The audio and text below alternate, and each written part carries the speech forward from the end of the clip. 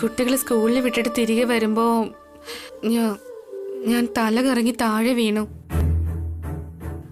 ഉണ്ണിയാ എന്നെ ഹോസ്പിറ്റലിലേക്ക് കൊണ്ടുപോയെ. താനെന്തിനാ കുട്ടികളെ സ്കൂളിൽ കൊണ്ടുപോയത്? സ്കൂൾ വാൻ വന്നില്ലേ? ഇന്ന് സ്കൂൾ വാൻ വരില്ലാന്ന് പറഞ്ഞിരുന്നു. വാൻ വന്നില്ലെങ്കിൽ എന്നോടോ ഏട്ടനോടോ അഖിലിനോടോ പറയായിരുന്നില്ലേ? അപ്പൊ ഏട്ടൻ ഉറങ്ങുമായിരുന്നു. അഖിലും മറ്റെന്തോ ജോലിയിലായിരുന്നു. ഭാസ്കരേട്ടനോട് ഞാൻ ചോദിച്ചില്ല. ഭാവനേച്ചിക്ക് അടുക്കളയിൽ ജോലി ഉണ്ടായിരുന്നത് കൊണ്ട് കാർത്തിക കുട്ടികളെ കൊണ്ടുപോകാന്നാ പറഞ്ഞ്. ആ സമയത്ത് അമ്മ വന്നിട്ട് കാർത്തിക പ്രഗ്നന്റ് അല്ലേ, എന്നോട് കുട്ടികളെ കൊണ്ടുപോകാൻ പറഞ്ഞു. തനിക്കൊന്നും പറ്റിയില്ലല്ലോ? Are you all right? ക്ഷീണം കൊണ്ട് തലകറങ്ങി വീണതാ, കുഴപ്പമില്ല. ഡോക്ടർ മെഡിസിൻസ് ഒക്കെ എഴുതി തന്നായിരുന്നു. ഏട്ടാ, ഇന്ന് ഉണ്ണിയും ഈ കാര്യങ്ങൾ ഹോസ്പിറ്റലിൽ വെച്ച് അറിഞ്ഞു. അവന് ഒരുപാട് സന്തോഷായി. അമ്മയുടെ ഏട്ടൻ പറയുന്നത് വരെ ആരോടും പറയരുതെന്ന് ഞാൻ അവനോട് പറഞ്ഞിട്ടുണ്ട്. കെയർഫുൾ ആയിട്ട് ഇരിക്കണമെന്ന് ഞാൻ പറഞ്ഞതല്ലേ? അടുത്തായതുകൊണ്ടാണ് ഞാൻ പോയത്. രാത്രി നന്നായിട്ട് ഉറങ്ങാൻ പറ്റാത്തതുകൊണ്ടാവും. നല്ല ക്ഷീണം ഉണ്ടായിരുന്നു. താൻ പ്രഗ്നന്റ് ആണെന്ന് അറിയാത്തതുകൊണ്ടല്ലേ അമ്മ തനിക്ക് ജോലി തന്നെ. ഇനി ഒട്ടും താമസിപ്പിക്കണ്ട. ഇപ്പൊ തന്നെ അച്ഛനോടും അമ്മയോടും കാര്യങ്ങളെല്ലാം പറയാം. അയ്യോ, ഇപ്പോഴോ? ഇനി ഇങ്ങനെ സംഭവിക്കാൻ പാടില്ലെന്നുണ്ടെങ്കിൽ ഇപ്പൊ തന്നെ പറയണം. അങ്ങനല്ല ഏട്ടാ. വസുന്ധര, വാ ഇങ്ങോട്ട്.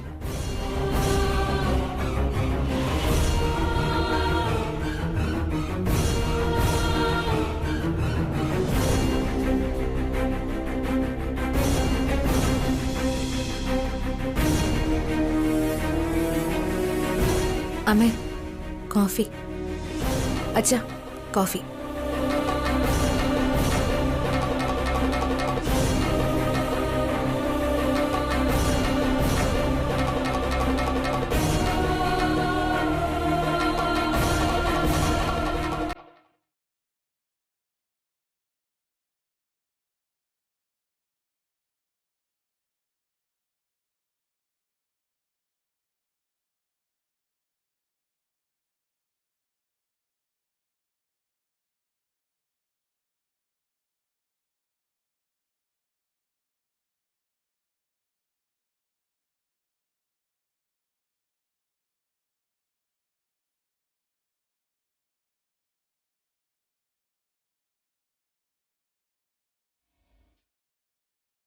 അച്ഛാ, അമ്മേ, നിങ്ങളോടല്ലേ എനിക്കൊരു കാര്യം പറയണം.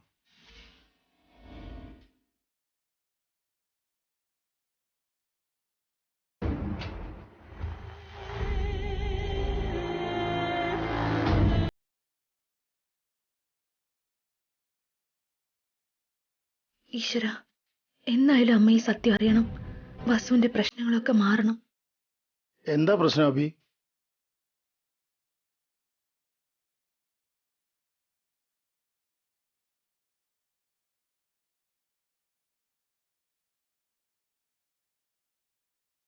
അത് പിന്നെ വസുന്ധര ഏട്ടാ,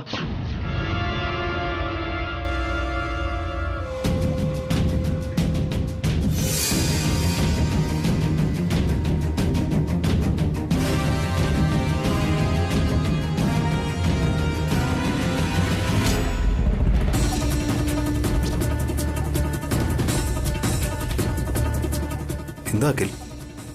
എനിക്ക് ഉടൻ തന്നെ ഒരു 10 ലക്ഷം രൂപ വേണമായിരുന്നു.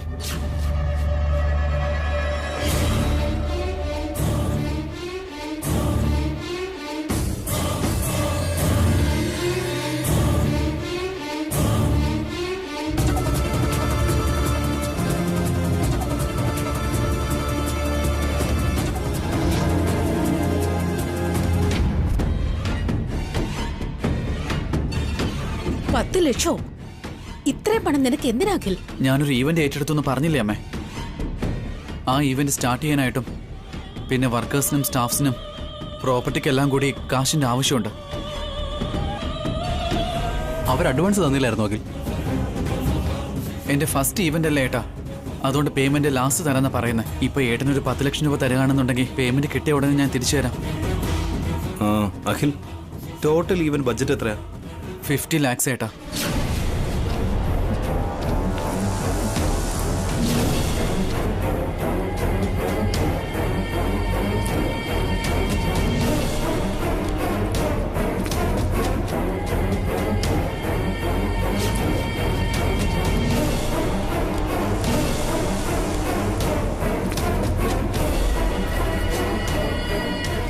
50 lakhsോ? 50 ലക്ഷം. നിന്റെ ആദ്യത്തെ ഈവന്റിന് തന്നെ ഇത്രയും വലിയ ബജറ്റ് അഖിൽ. ലൈഫിൽ മുന്നേറണമെന്നുണ്ടെങ്കിൽ വലിയ ഈവൻസ് ചെയ്യണോ ഏട്ടാ?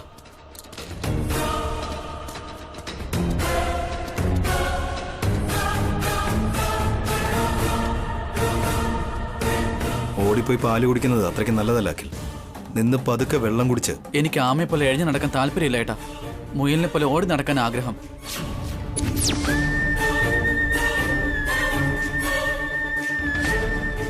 എന്തേലും പ്രശ്നം വന്നാ നിനക്ക് വലിയ നഷ്ടം ഉണ്ടാവുകയില്ല. ഒരു പ്രശ്നം വരാതെ ഞാൻ നോക്കിക്കോളാം. അഖിൽ, എക്സ്പീരിയൻസ് ഇല്ലാതെ അത്രയും വലിയൊരു ഈവന്റ് നീ എങ്ങനെയാണ് ചെയ്യുന്നത്? ഓരോ അടി മുന്നോട്ട് വെച്ച് പോകുന്നതിന് പകരം 100 അടി ഒറ്റയടിക്കെടുത്ത് വയ്ക്കുന്നത് അത്രയ്ക്ക് നല്ലതല്ല.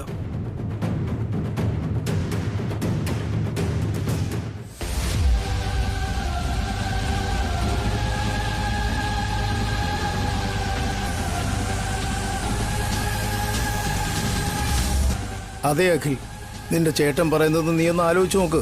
ഓൾറെഡി ഞാൻ ഈവന്റ് ഏറ്റെടുത്ത് പോയി അച്ഛാ. നീ ആരോട് ചോദിച്ചിട്ടാ ഇതിൽ ഏർപ്പെട്ടത്? സ്വന്തമായിട്ട് ഈവന്റ് ചെയ്യാൻ ആഗ്രഹമുണ്ടെന്ന് ഞാൻ നേരത്തെ പറഞ്ഞതല്ലേ. ഇത്രയും വലിയൊരു ഈവന്റ് ഏറ്റെടുക്കുന്നതിന് മുമ്പ് നിനക്ക് അഭിയോടൊന്ന് ചോദിക്കായിരുന്നില്ലേ? ഞാൻ എൻ്റെ സ്വന്തം കാലിൽ നിൽക്കാനായിട്ട് ആഗ്രഹിക്കുന്നത്. നിങ്ങളുടെ ഉപദേശമൊന്നും എനിക്ക് ആവശ്യമില്ല.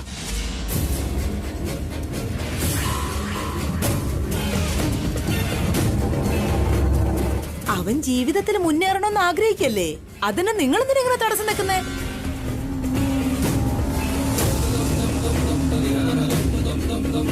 നിങ്ങളെപ്പോലെ അവനൊരു ഉയർച്ച വേണ്ടേ? അഖില് വളരണമെന്ന് ഞാനും ആഗ്രഹിക്കുന്നുണ്ട് ഇളയമേ. പക്ഷെ എല്ലാത്തിനും അതിൻ്റെതായ രീതികളുണ്ടല്ലോ. പ്രോപ്പറായിട്ട് വേണ്ടേ പോവാൻ? എനിക്കതൊന്നും അറിയണ്ട ഏട്ടാ. ഇപ്പൊ എനിക്ക് 10 lakhs വേണം. തരാൻ പറ്റുമോ ഇല്ലയോ?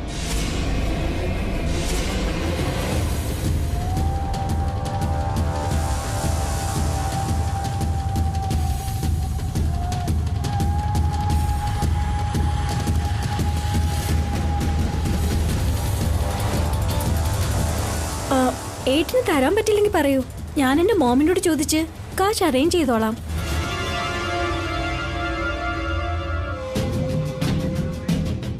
അതിനുശേഷം നാട്ടുകാർ മുഴുവനും നമ്മുടെ മുഖത്ത് കാർക്കിച്ച് തുപ്പും.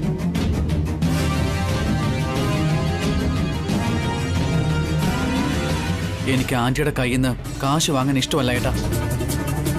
തരുവാണെങ്കിൽ ഏട്ടൻ തരണം. അല്ല, ഞാൻ കൂടുതലൊന്നും ചോദിച്ചില്ല. 10 lakhs അല്ലേ ചോദിച്ചോളൂ. ഇത്രയും നാള് നമ്മുടെ കമ്പനിയിലെ ഒരു ജോലിക്കാരനെ പോലെയല്ലേ പണിയെടുത്തത്.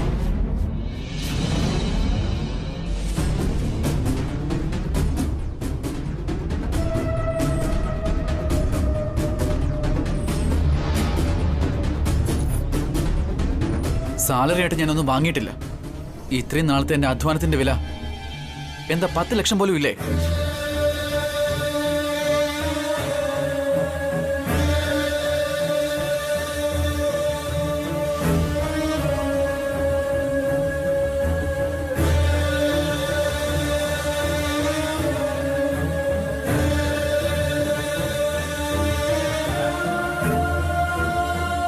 എത്ര ഈവന്റുകൾക്കാണ് ഞാൻ കഷ്ടപ്പെട്ടത്. അത് മാത്രമാണോ ഒരു കൂലിക്കാരനെ പോലെ പൂവും പഴവും പച്ചക്കറിയും വരെ ചുമന്നു?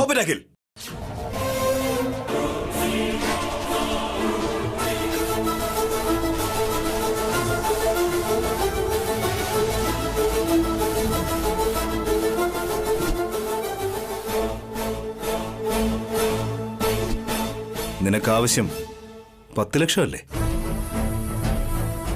ഇപ്പൊ തന്നെ തന്നേക്കാം. പിന്നെ നീ അത് തിരിച്ചു തരേണ്ട ആവശ്യമില്ല.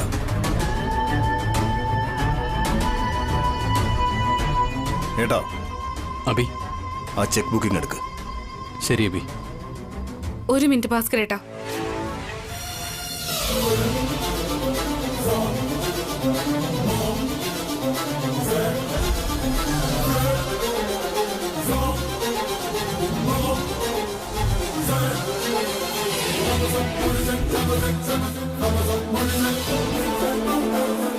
അഖിലിന് ഭാസ്കരേട്ടൻ 10 ലക്ഷം രൂപ കൊടുക്കണ്ട.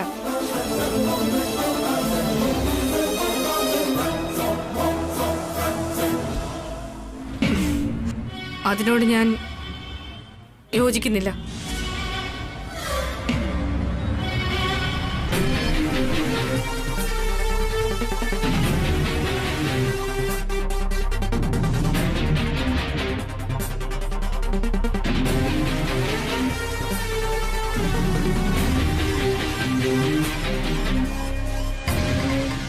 അങ്ങനെയല്ലേ വസു? അത് വേണ്ട ഏട്ടാ, ഞാൻ അങ്ങനെ പറഞ്ഞതിനൊരു കാരണമുണ്ട് ഏട്ടാ. അഖിൽ നേട്ടൻ 1 രൂപ പോലും കൊടുക്കരുത്.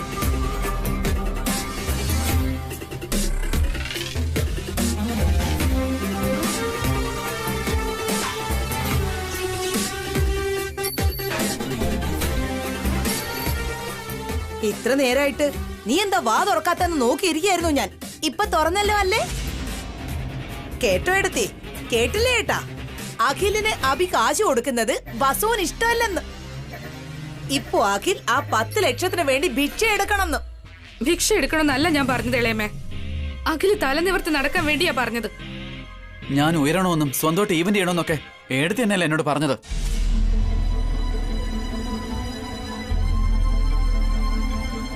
ഇപ്പൊ ഏട്ടനെ കാശ് തരാൻ സമ്മതിക്കാതെ ഏടത്തി തടയാണല്ലേ?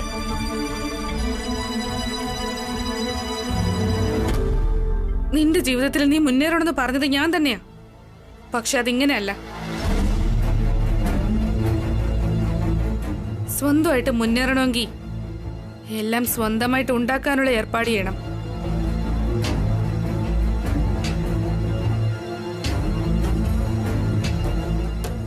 ആരുടെ കാലിലും വീഴാതെ സ്വന്തം കാലിൽ നിന്ന് കാണിക്കണം. ആരുടെ മുന്നിലും കൈ നീട്ടാതെ നിന്റെ കൈ കൊണ്ട് നീ സമ്പാദിക്കണമെന്നാ ഞാൻ പറഞ്ഞേ.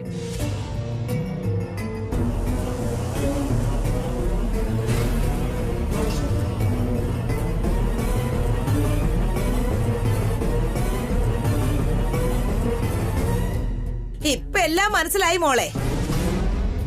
മൊത്തത്തിൽ കത്തിച്ചിട്ട് തല്ലിക്കെടുത്തുന്നത് പോലെ സ്വയം സമ്പാദിക്കുന്നു പറഞ്ഞ് അവന്റെ ബുദ്ധിയിൽ ഓതി കൊടുത്തിട്ട് അത് ചെടിയായി മുളച്ച് തളിര് വരുന്നതിന് മുമ്പ് അതിൽ വെള്ളമൊഴിക്കാതെ തടഞ്ഞ് ഉണക്കിക്കളഞ്ഞു.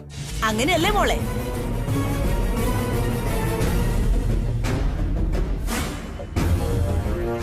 വിതയ്ക്കുന്ന ഓരോ ചെടിക്കും കാവൽക്കാരുണ്ടാകണമെന്നില്ല ഇളയമേ. ആ വിത്ത് തനിയെ മുളച്ച് മഴത്തുള്ളികളാൽ നനഞ്ഞു കുതിർന്ന്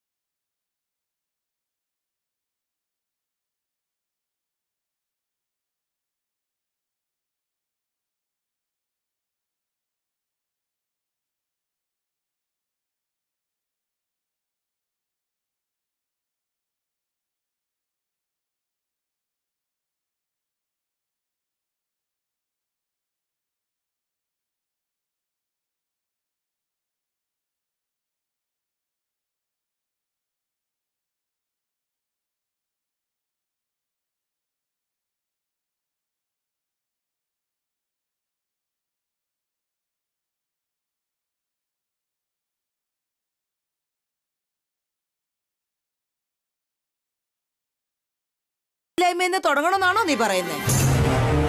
മാത്രമല്ല കടം വാങ്ങുന്നും പറഞ്ഞ് തെറ്റായ വഴി പറഞ്ഞു കൊടുക്കുകയാണോ?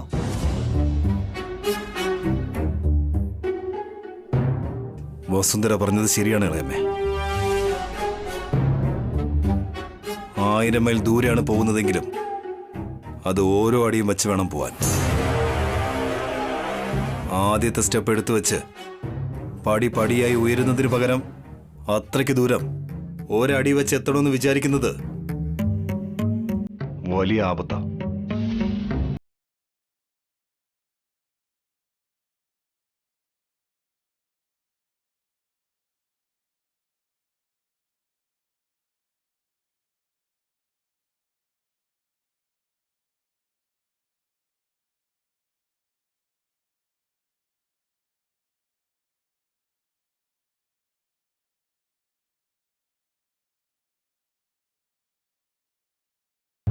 എല്ലാം മനസ്സിലായടാ. നിങ്ങൾ ചെറിയ ചെറിയ ഇവന്റ്സ് നല്ലേ തുടങ്ങിയത്. അഖിലിന് പെട്ടെന്ന് വലിയൊരു ഇവന്റ് കിട്ടിയെന്ന് പറഞ്ഞ് അസൂയപ്പെടുകയാണോ നിങ്ങള്?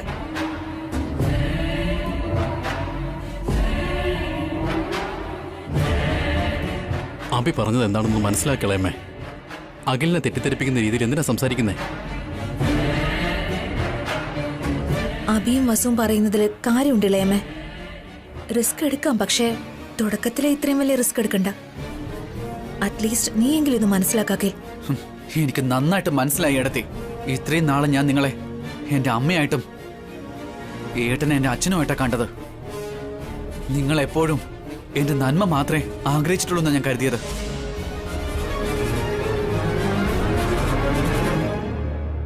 അത് സത്യമായിരുന്നില്ലെന്ന് ഇപ്പൊ എനിക്ക് മനസ്സിലായി. എന്റെ മനസ്സാ തകർത്തത്.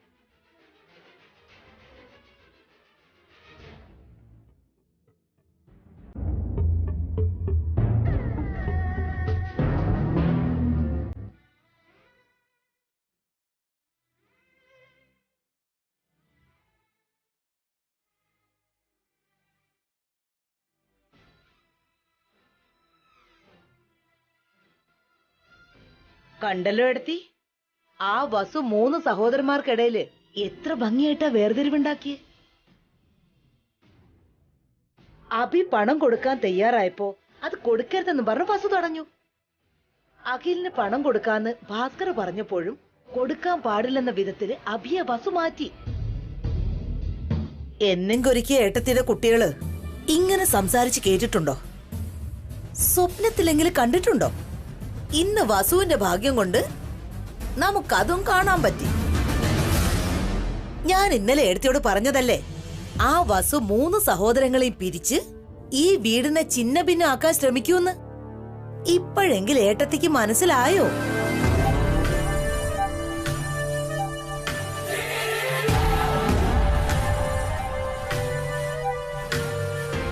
അഖില് സ്വന്തമായിട്ട് വലിയ ഇവന്റ് ഒക്കെ ചെയ്ത് അവന് പ്രശസ്തി കിട്ടിയ അഭിയുടെ സമ്പാദ്യത്തില് പ്രശ്നം ഉണ്ടാവുമെന്ന് വസുവിന് ഭയം. അതുകൊണ്ടാ ഇതുവരെയും അഭിയുടെ മനസ്സിലില്ലാത്ത സ്വാർത്ഥത വരുത്തിയിരിക്കുന്നെ. അഖിലിന് ഉയരാൻ അവസരം കൊടുക്കാതെ അവള് മനഃപൂർവ്വം ചെയ്യുന്ന ഇതൊക്കെ. വളരെ പെട്ടെന്ന് തന്നെ ഭാസ്കറിനോ അവളൊരു പണി കൊടുക്കും. അവന്റെ ജീവിതവും അവള് കുട്ടിച്ചോറാക്കും. സഹോദരന്മാര് തമ്മിൽ വഴക്കിട്ട് തർക്കങ്ങളുണ്ടാക്കി അടിയുണ്ടാക്കി തമ്മിൽ പിരിഞ്ഞ് ഓരോരുത്തർ ഓരോ വഴിക്ക് പോവാൻ പോവാ. ഒത്തൊരുമയില്ലാതെ 3 പേരും ചെതറിപ്പോവും. വസു വലിയ പദ്ധതി തന്നെയാ ഇട്ടിരിക്കുന്നെ.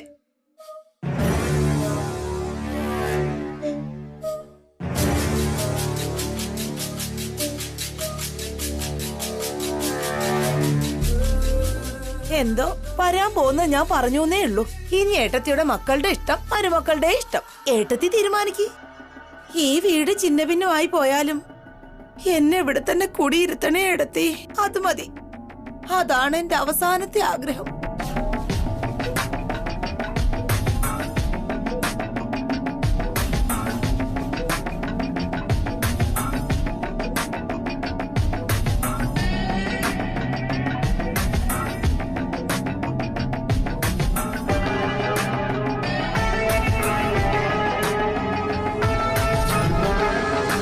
താൻ എന്ത് പറയുകയാണെങ്കിലും എന്ത് ചെയ്യുകയാണെങ്കിലും വളരെ ആലോചിച്ച് മാത്രമേ പറയുകയും ചെയ്യുകയുള്ളൂ.